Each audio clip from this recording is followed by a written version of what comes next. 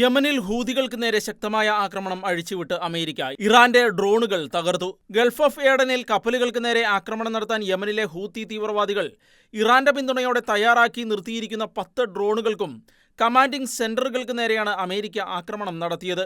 ഹൂതികളുടെ ആക്രമണ കേന്ദ്രങ്ങൾ തകർത്തതായി അമേരിക്കൻ സൈന്യം വ്യക്തമാക്കി. ഇതുകൂടാതെ ഹൂത്തി വിമതർ വിക്ഷേപിച്ച ഒരു ബാലിസ്റ്റിക് മിസൈലും ഇറാന്റെ 3 ഡ്രോണുകളും അമേരിക്കൻ യുദ്ധക്കപ്പൽ വെടിവെച്ചിട്ടതായും സൈന്യം റിപ്പോർട്ട് ചെയ്തു. ഇറാന്റെ ആക്രമണത്തിന് വന്ന ഡ്രോണുകളാണോ അതോ മേഖലയിൽ നിരീക്ഷണം നടത്തിയ ഡ്രോണുകളാണോ തകർത്തതെന്ന് അമേരിക്കൻ സൈന്യം വ്യക്തമാക്കിയിട്ടില്ല. ഇറാനിൽ കടന്നുകയറിയുള്ള ആക്രമണം ആരുടെ ഭാഗത്തു നിന്ന് ഉണ്ടായാലും ശക്തമായ തിരിച്ചടി നൽകുമെന്ന് ഇറാൻ വ്യക്തമാക്കി. അതേസമയം ഹൂതികൾ ഗൾഫ് ഓഫ് ഏഡനിൽ കപ്പലുകൾക്ക് നേരെയുള്ള ആക്രമണം കടുപ്പിച്ച സാഹചര്യത്തിൽ തുടർന്നുള്ള പദ്ധതികളെക്കുറിച്ച് അമേരിക്കയുടെയും ബ്രിട്ടന്റെയും പ്രതിരോധ സെക്രട്ടറിമാർ തമ്മിൽ ചർച്ച നടത്തി.